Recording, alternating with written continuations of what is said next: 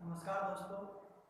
आज हम यहाँ पर BSc part second physical chemistry की जो सेकंड यूनिट है थर्मोडायनेमिक सेकंड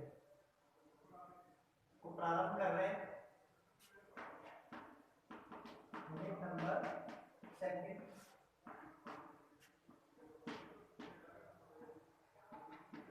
थर्मोडायनेमिक सेकंड। इससे पहले हम थर्मोडायनेमिक्स फर्स्ट पढ़ चुके हैं और थर्मोडायनेमिक्स फर्स्ट में अपन ने ऊष्मागतिकी का प्रथम नियम पढ़ा था। और ऊष्मागतिकी का जो प्रथम नियम है उसके बारे में अपन ने जो संपूर्ण जो जानकारी थी वो ऊष्मागतिकी फर्स्ट में शामिल थी। अब यहाँ पर देखो जो ऊष्मागतिकी जो सेकंड है और ऊष्मागतिकी सेकंड यूनिट का जो प्रारंभ है ये भी ऊष्मागतिकी के प्रथम नियम से ही प्रारंभ होता है। लेकिन इस यूनिट के अंतर्गत हम ऊष्मागतिकी के प्रथम नियम की जो कमियां हैं उनके बारे में सामान्यतः यहाँ पर अध्ययन करते हैं, क्योंकि ऊष्मागतिकी का जो प्रथम नियम है वो अपने आप में परिपूर्ण है, अपने आप में परिपूर्ण है। फिर भी ऊष्मागतिकी के प्रथम नियम की कुछ कमियां होती हैं। उन कमियों को हम यहाँ पर एक बार एक्सप्लेन करते हैं, देखते हैं और फिर उन कमियों के आधार पर ही हम ऊष्मागतिकी का जो द्वितीय नियम है उसके बारे में अध्ययन करें। तो यहाँ पर देखो अपन लिखते हैं ऊष्मागतिकी के प्रथम नियम की कमियां।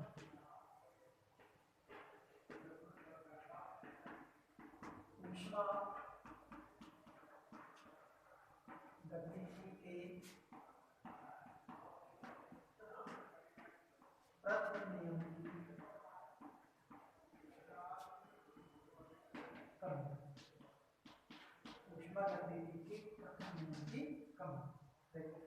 ऊष्मागतिकी के प्रथम नियम के बारे में अपन ने पढ़ा है कि ऊष्मागतिकी का जो प्रथम नियम है वो सामान्यतः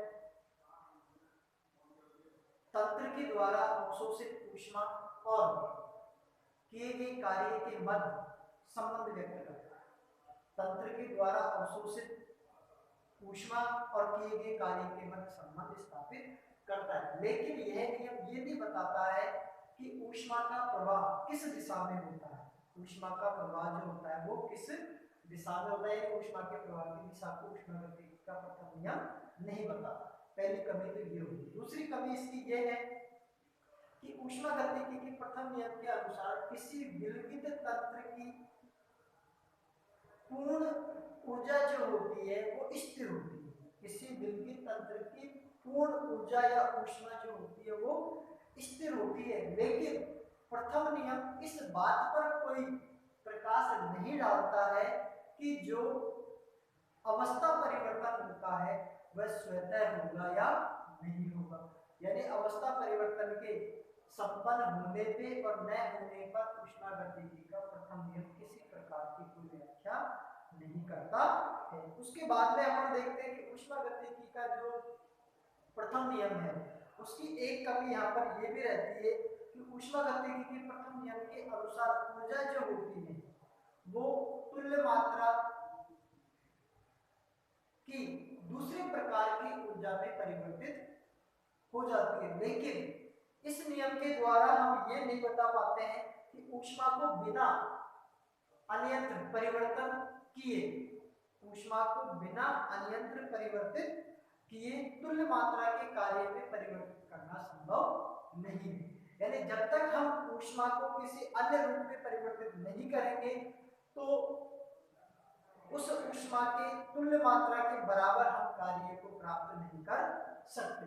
तो ऊष्मा के प्रथम नियम की इन तीनों कमियों का जो अध्ययन है हम ऊष्मागतिकी के द्वितीय नियम के द्वारा करते हैं। यूं कहें कि ऊष्मागतिकी के प्रथम नियम की जो तीन कमियां हैं इन तीन कमियों को दूर करने के लिए ऊष्मागतिकी के द्वितीय नियम का प्रतिपादन किया गया। और ऊष्मागतिकी के द्वितीय नियम के द्वारा ही हम ऊष्मा के इन प्रथम नियम की जो तीन कमियां हैं इनमें हम सुधार करते हैं। तो पहली कमी हम नोट करते हैं यहाँ पर प्रथम नियम के अनुसार प्रथम अनुसार ऊष्मागतिकी का प्रथम नियम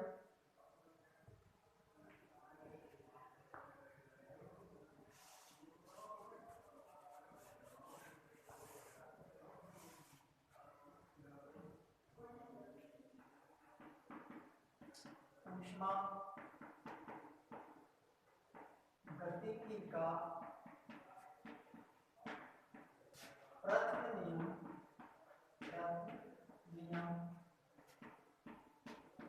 तंत्र द्वारा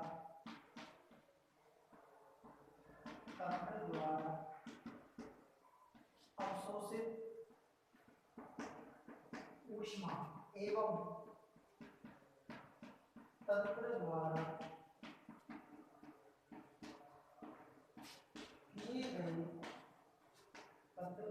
किए गए कार्य में संबंध बताता है लेकिन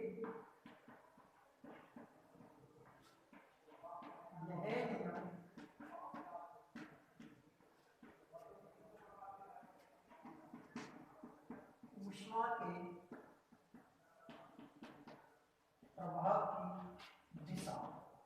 ऊष्मा के प्रभाव की दिशा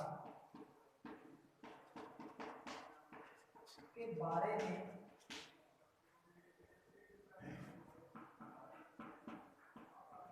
जानकारी नहीं देता है। ऊष्मा के प्रवाह की दिशा के बारे में जानकारी नहीं देता है। ये इसकी क्या हो गई, कमी हो गई। ऊष्मा के प्रवाह की दिशा के बारे में इस प्रकार की कोई जानकारी हमें नहीं देता है। दूसरा है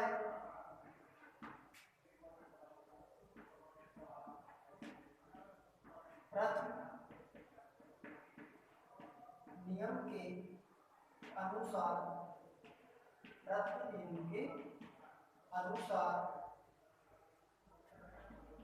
एक विलगित तंत्र की सभी प्रकार की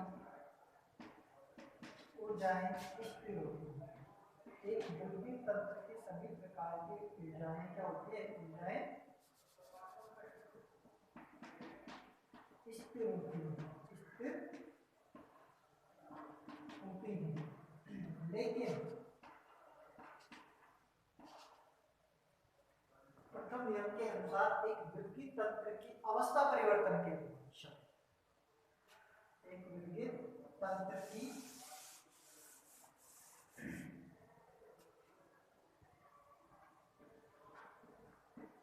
अवस्था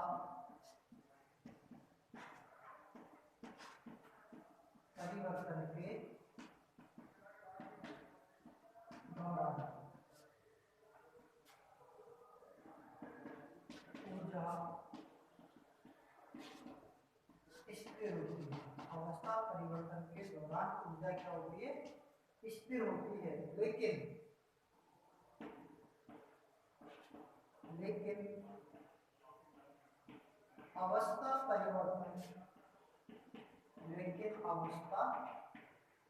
परिवर्तन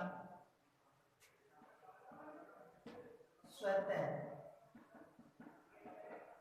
संभव है या नहीं, इसके बारे में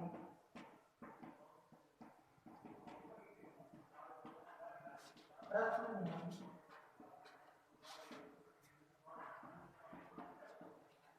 कोई जानकारी, इसके बारे में प्रथम नियम कोई जानकारी नहीं देता। इसके बारे में प्रथम नियम कोई जानकारी नहीं देता।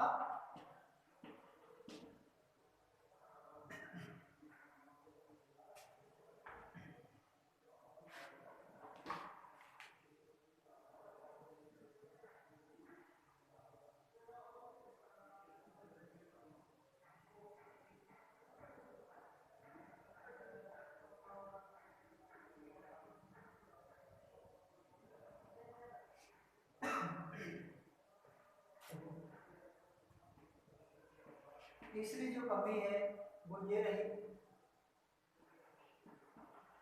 कि प्रथम नियम के अनुसार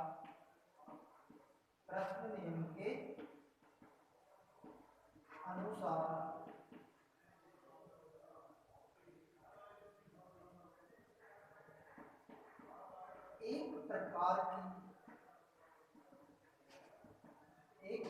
की ऊर्जा तुल्य मात्रा के दूसरे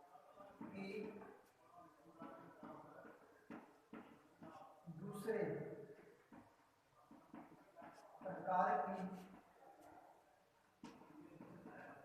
ऊर्जा में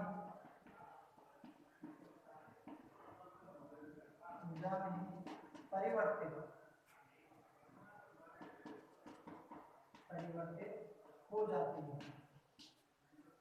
एक प्रकार की ऊर्जा तुल्य मात्रा के दूसरे प्रकार की ऊर्जा में परिवर्तित हो जाती है,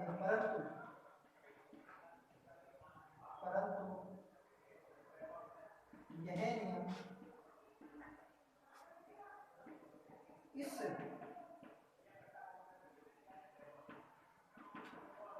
तथ्य पर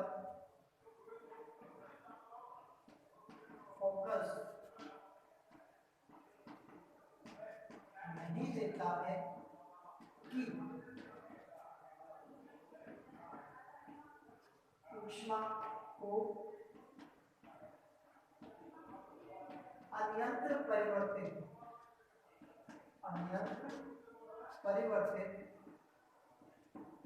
किए बिना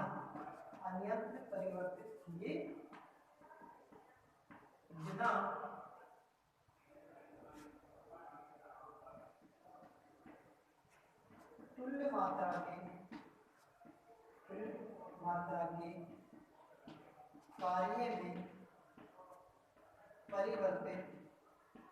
मात्रा के कार्य में परिवर्तित नहीं किया जा सकता। अन्य मात्रा के कार्य में परिवर्तित नहीं किया जा सकता। इस प्रकार से देखो हमारे पास ऊष्मागतिकी का जो प्रथम नियम है, इस प्रथम नियम की ये तीन कमियां हैं। पहली कमी है ऊष्मागतिकी का जो प्रथम नियम है ये तत्व द्वारा अवशोषित ऊष्मा व किए गए कार्य में संबंध बताता है, लेकिन ऊष्मा के प्रवाह की दिशा के बारे में ये नहीं बताता है।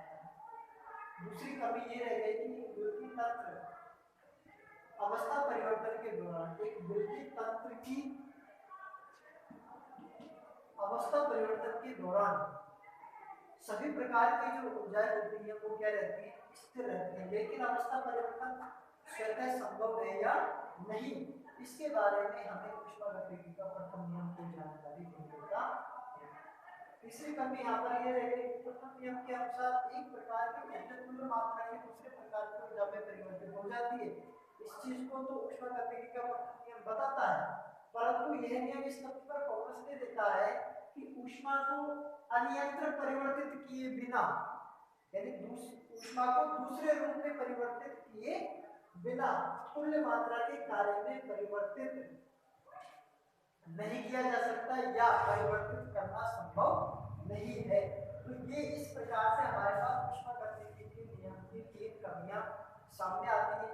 अब ऊष्मागतिकी के प्रथम नियम की इन तीन कमियों में सुधार करने के लिए ऊष्मागतिकी के द्वितीय नियम का प्रतिपादन किया गया और ऊष्मागतिकी के द्वितीय नियम के द्वारा फिर ऊष्मागतिकी के प्रथम नियम की इन तीन कमियों को दूर किया गया। तो इसके बाद में अब जो हमारा जो टॉपिक चलता है वो चलता है ऊष्मागतिकी के द्वितीय नियम के कथन।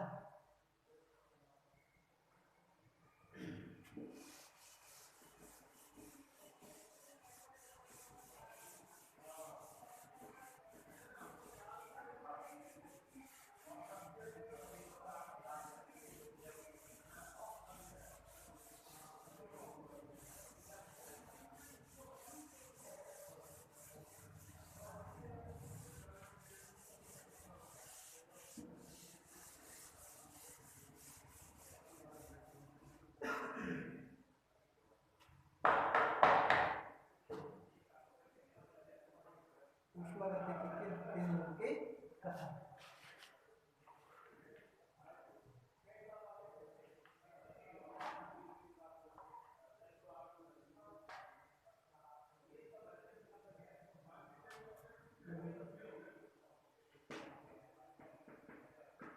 ऊष्मा गतिकी के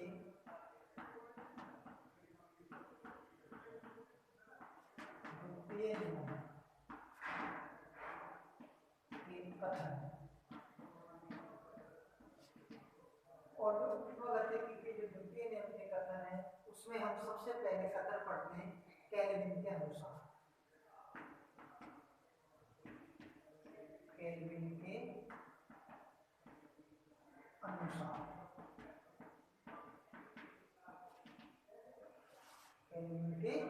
अनुसार केल्विन ने यह बताया कि उच्च ताप के ऊष्मा भंडार से निम्न ताप के ऊष्मा भंडार को उच्च ताप के ऊष्मा भंडार से निम्न ताप के ऊष्मा भंडार को कुछ ऊष्मा स्थानांतरित किए बिना एक चक्रीय प्रक्रम में उसी समय ऊष्मा को कार्य में परिवर्तित नहीं किया जा सकता।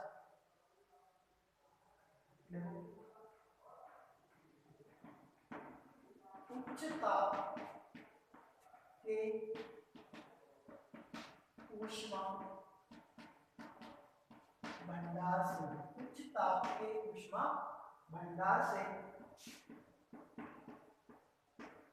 निम्न ताप के ऊष्मा भंडार को उच्च ताप के ऊष्मा भंडार से निम्न ताप के ऊष्मा भंडार को कुछ ऊष्मा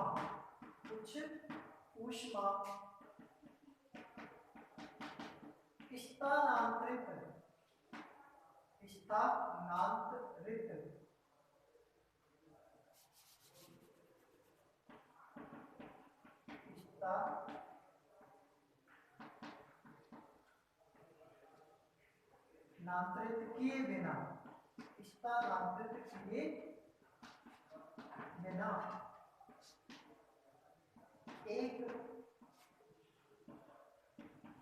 एक चक्रीय प्रक्रम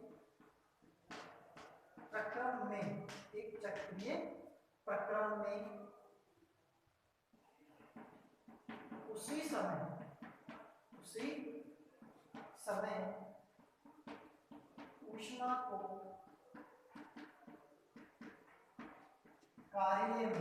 ऊष्मा को कार्य में परिवर्तित करना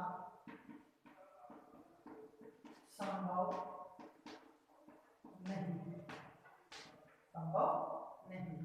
उच्च ताप के ऊष्मा भंडार से निम्न ताप के ऊष्मा भंडार को कुछ ऊष्मा स्थानांतरित किए बिना एक चक्रीय प्रक्रम में उसी समय ऊष्मा को कार्य में परिवर्तित करना संभव नहीं। ये किसने बताया?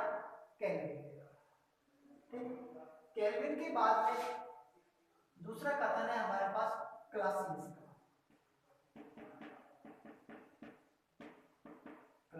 के अनुसार। क्लासियस के अनुसार आप ये कह सकते हैं कि इन्होंने बताया कि एक स्वतः क्रियाशील मशीन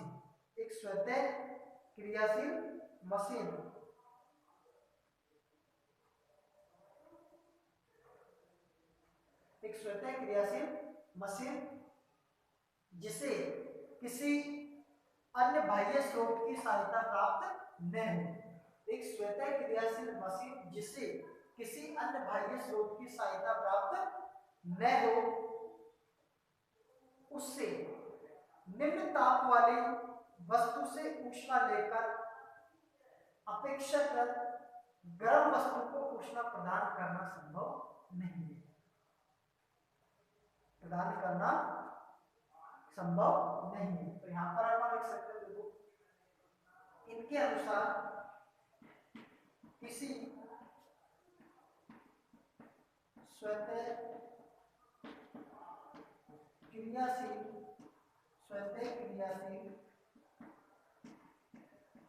मशीन के लिए इनके अनुसार किसी स्वतः क्रियाशील मशीन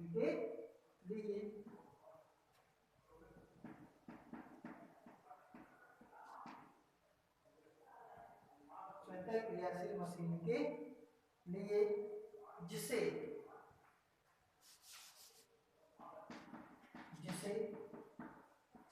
किसी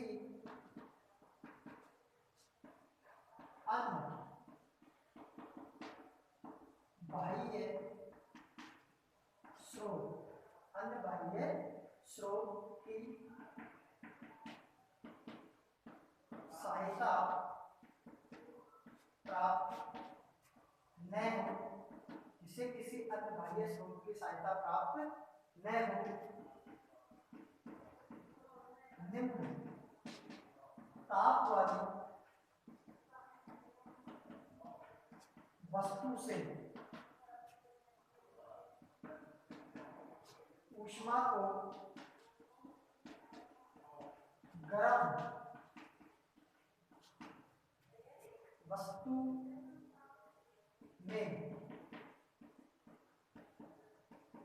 स्थानांतरित करना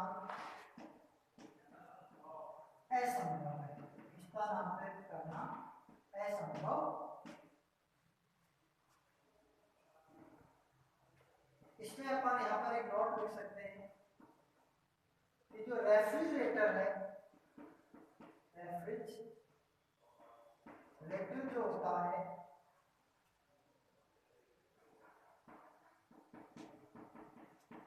क्लेसियस के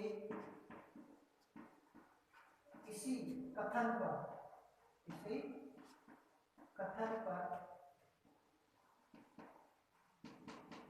आधारित कार्य करता है। रेफ्रिजरेटर जो फ्रीज होता है वो क्लेसियस के इसी कथन के अनुसार कार्य करता है, क्योंकि अपन को पता है कि जो रेफ्रिजरेटर होता है, जो फ्रीज होता है, उसको अपन जब तक बाह्य स्रोत यानी लाइट या बिजली से नहीं जोड़ते हैं, जब तक वो उसके अंदर रखी हुई कोई सी भी जो वस्तु होती है उसको वो एनर्जी प्रदान नहीं करता या उससे एनर्जी नहीं ले सकता। जब तक इसको रेफ्रिजरेटर को लाइट से नहीं जोड़ते हैं तब तक ये पानी को ठंडा नहीं करेगा, क्योंकि पानी से ये क्या करता है, ऊष्मा ग्रहण कर लेगा। और पानी से जब ऊष्मा ग्रहण कर लेगा तो उस पानी में से ऊष्मा जब बाहर निकल जाएगी तो हम जानते हैं कि स्वतः वो पानी क्या हो जाएगा, ठंडा हो जाएगा। तो इसी सिद्धांत पर ये रेफ्रिजरेटर कार्य करता है। अब देखो ऊष्मागतिकी की जो ये दो कथन है, द्वितीय नियम के जो दो कथन है, इन दो कथनों को आधार मानकर अपन यहाँ पर और भी एक दो बातें जो हैं यहाँ पर स्पष्ट कर सकते हैं। जैसे पानी जो होता है वो हमेशा उच्च तल से निम्न तल की ओर ही स्वतः प्रवाहित होता है। पानी जो होता है वो उच्च तल से निम्न तल की ओर स्वतः प्रवाहित होता है, लेकिन उस पानी को यदि अपन निम्न तल से उच्च तल की ओर ले जाते हैं तो उसके लिए हमें बाह्य कार्य करना पड़ता है, जिस चीज को इन दोनों कथनों के द्वारा हम स्पष्ट कर सकते हैं। इसी तरीके से देखो विद्युत जो धारा है वो हमेशा उच्च विभव से निम्न विभव की ओर जाती है, उच्च विभव से निम्न विभव की ओर जाते हैं। यदि उसे अपन निम्न विभव से उच्च विभव की ओर ले जाएंगे तो हमें किसी न किसी ऐसी युक्ति की आवश्यकता होगी जो धारा को निम्न विभव से उच्च विभव की ओर कन्वर्ट कर सकती है। विभव को अपन को परिवर्तित करना पड़ेगा। और यहाँ पर एक तथ्य अपन ये भी ले सकते हैं कि केमिस्ट्री में कि जब अपन कॉपर की छड़ को सिल्वर नाइट्रेट के विलयन में डुबोते हैं, कॉपर की छड़ को सिल्वर नाइट्रेट के विलयन में डुबोते हैं तो उसमें कॉपर डूब जाता है और कॉपर नाइट्रेट और सिल्वर अवक्षेपित हो जाता है। लेकिन यदि अब कॉपर नाइट्रेट के विलयन में सिल्वर की शर्त को ले जाते हैं तो वो अभिक्रिया संभव नहीं है। और अभिक्रिया को यदि संभव कराना है तो हमें किसी न किसी बाह्य यंत्र की आवश्यकता होगी। और यहाँ पर अपन ये भी जोड़ सकते हैं कि जैसे परासरण की जो क्रिया होती है वो एक स्वतः परिवर्तित प्रक्रम है कि उसमें क्या होता है कि कम सांद्रता वाले विलयन से विलायक के जो अणु होते हैं वो अर्धपारगम झिल्ली में से होकर अधिक सांद्रता वाले विलयन की ओर स्वतः प्रवाहित होते हैं, अर्धपारगम झिल्ली में से होते हैं। इसलिए उस समय भी क्रिया को अपन परासरण प्रक्रिया कहते हैं कि जो स्वतः प्रवाहित स्वतः एक प्रक्रिया है। यदि उस प्रक्रिया को हमें उल्टा करना है तो फिर हमें बाह्य दाब की आवश्यकता होगी। और इसी प्रकार से एक और तथ्य है यहाँ पर कि एक गैस जो होती है वो उच्च दाब से निम्न दाब की ओर स्वतः प्रवाहित होती है, लेकिन उसे निम्न दाब से उच्च दाब की ओर आपको प्रवाहित करना है तो हमें उसके ऊपर बाह्य बल लगाना पड़ता है, ये बाह्य दाब लगाना पड़ता है। तो इन सभी तथ्यों के आधार पर अपन यहाँ पर ऊष्मागतिकी के द्वितीय नियम का अध्ययन कर सकते हैं। एक चीज और है, देखो ऊष्मा जो होती है ऊष्मा की स्वाभाविक प्रकृति होती है कि वो ऊर्जा में कन्वर्ट हो जाती है। ऊष्मा जो है वो स्वतः ही ऊर्जा में परिवर्तित हो जाती है, लेकिन ऊष्मा को हम स्वतः ही कार्य में परिवर्तित नहीं कर सकते। अर्थात ऊष्मा की स्वाभाविक प्रकृति है ऊर्जा में परिवर्तित होने की, लेकिन ऊष्मा कार्य में परिवर्तित नहीं होती है स्वाभाविक तौर पर। तो यदि अपन को ऊष्मा को कार्य में परिवर्तित करना है तो हमें वहां पर किसी न किसी यांत्रिक विधि का उपयोग करना पड़ता है, और वो यांत्रिक विधि जो है वो सामान्यतः ऊष्मा इंजन के रूप में प्रयुक्त की जाती है। समतापी प्रक्रम के दौरान तंत्र जो होता है वो अपनी प्रारंभिक अवस्था से अंतिम अवस्था में और अंतिम अवस्था से प्रारंभिक अवस्था में यदि आ जाता है तो उस प्रक्रम को अपन उत्क्रमणीय प्रक्रम कहते हैं, यानी वो चक्रीय प्रक्रम हो जाता है। तो हम ये कह सकते हैं कि समतापी उत्क्रमणीय प्रक्रम के दौरान ऊष्मा का जो मान होता है वो सामान्यतः शून्य होता है, और ऊष्मा का मान शून्य होता है, या फिर यूं कहें कि किया गया जो कार्य होता है वो शून्य होता है। लेकिन यदि वही प्रक्रम हम तंत्र के रूप में लें, यानी गैस का प्रसार देखते हैं, तो प्रसार जब गैस का कराया जाता है तो उस दौरान तंत्र के द्वारा ऊष्मा अवशोषित की जाती है, और यदि उसी स्थिति में अपन तंत्र का क्या कराएं संपीड़न कराएं तो फिर तंत्र से ऊष्मा निकलती है, यानी उत्सर्जन होगा।